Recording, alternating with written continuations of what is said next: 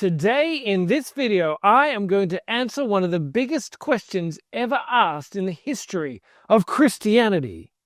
How do you date like Jesus?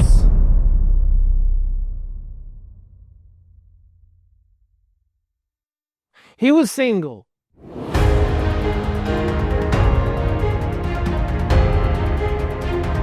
Hello everyone, and welcome to my smelly garage, the most romantic place in my entire house.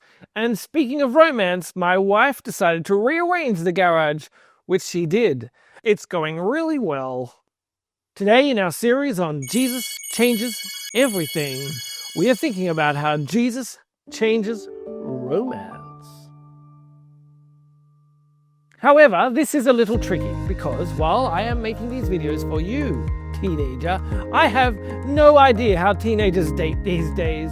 Millennials and Gen Xers say things like, teenagers these days, they don't like dating, they just like being on their phones. They like FaceTime more than face-to-face time. They don't like boyfriends or girlfriends, they just like being friends. Yuck. In my day, we used to kiss anyone we saw. We used to kiss everyone and everything. What is wrong with kids these days? I tried to find some research on this, but all I could find were studies from like 2016, when you all were like 5 years old and probably not dating anyone. Or the studies were done by dating apps who say things like, studies say young people these days find love online, on apps, on our apps in particular. Sign up now or be unhappy and die.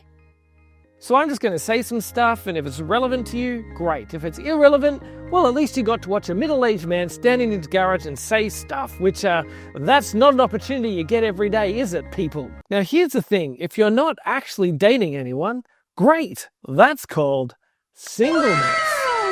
Remember how I told you I didn't get my first girlfriend till I was 18? Well, I didn't get my second girlfriend till I was 30, and then I married her. So, singleness is something I was very good at.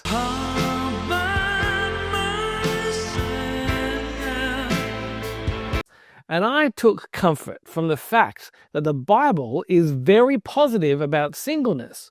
You know that guy Jesus? Remember him? Kind of important. He was single. Also, Paul, he was like a pioneer of Christianity, planted a lot of churches, wrote a bunch of the Bible. He wrote this, "Now to the unmarried I say, it is good for you to remain unmarried as I do." That's in 1 Corinthians chapter 7, verse 8. Then he goes on to say that married people worry about pleasing their spouse, but single people, they can focus on pleasing Jesus.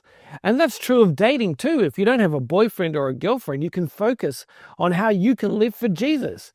When you're dating someone, your focus is split.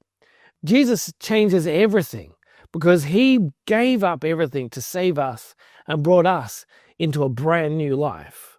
It includes our romantic life or lack thereof. So if you're not dating someone, use the time you have to honor Jesus as best you can. Which brings me to the second way Jesus changes romance. The Bible is not anti-romance. In fact, there is a whole book of the Bible devoted to romantic relationships. It's called the Book of Tinder. It's not. It's called Song of Songs. So if you're dating someone, that can be great. There are plenty of ways that you can grow as a person when you're in a relationship. So here is a good rule for you to remember. Leave them better than you found them. Jesus said that the greatest commandments are these. Love the Lord your God with all your heart, with all your soul, and with all your mind, and love your neighbor as yourself. When you date someone, it should be an opportunity not to get what you want from someone, but for you to be able to love in the way that you want to be loved. Not to get the love, care, and attention that you feel like you deserve, but to give someone love, care, and attention. To be kind, to serve, to honor, to be generous. If you do that, then you will leave them better than you found them. Jesus shows us what it meant to put others first when he gave his life for us at the cross. A relationship is an opportunity to live out that self-sacrificing love for the benefit of someone else. So when you're dating, there are only two ways for the relationship to end. Either you'll break up or you'll be with them for the rest of your life. Actually, there's a third way. Your partner could go to colonize Mars, and communication between Earth and Mars is so difficult and expensive that you can never talk to each other and break up, so you're stuck in a long-distance, unfulfilling relationship until you die 225 million kilometers apart. Okay, so apart from colonizing Mars, there are only two ways that a relationship is going to end. One reason not to become too committed to your boyfriend or girlfriend too soon is because you may want to break up.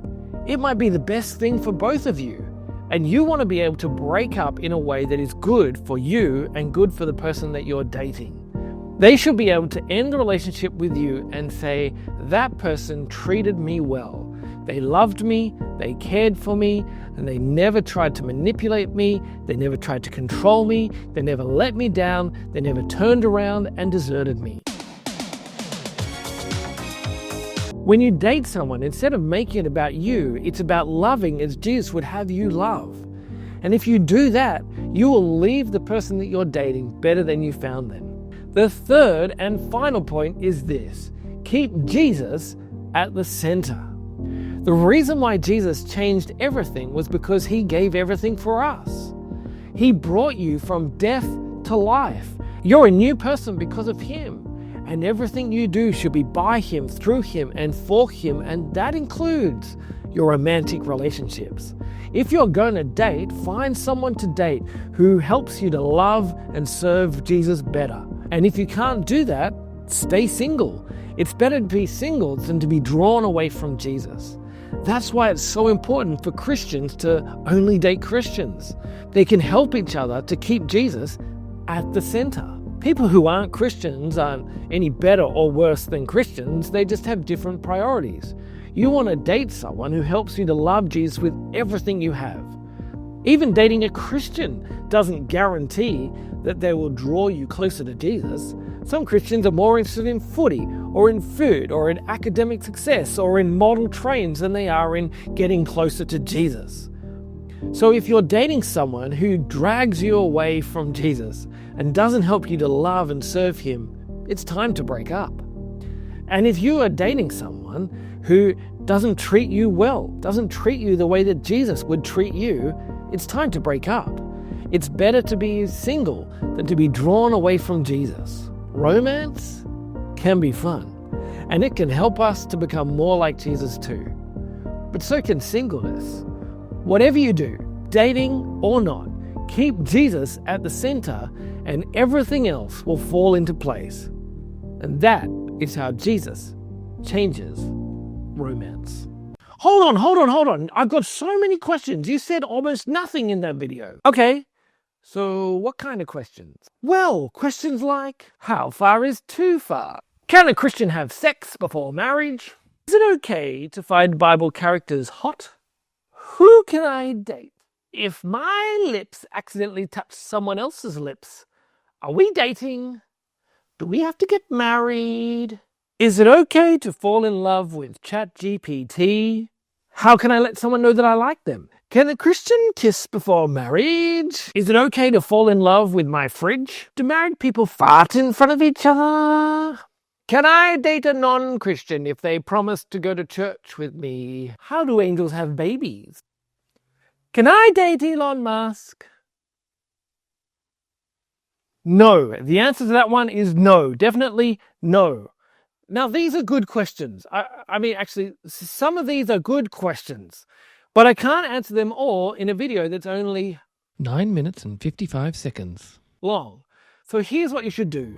Find a Christian or multiple Christians, older, wiser, and more experienced than you are, and ask them. And read your Bible and read books about romance, Christian books about romance. Like, you know, you get it. And maybe even go to YouTube, or perhaps have a panel at your youth group where you can ask these questions and your youth leaders will answer them. But whatever you do, do not get all your advice from a middle-aged man in a smelly garage. And that's the end. Thank you. Goodbye.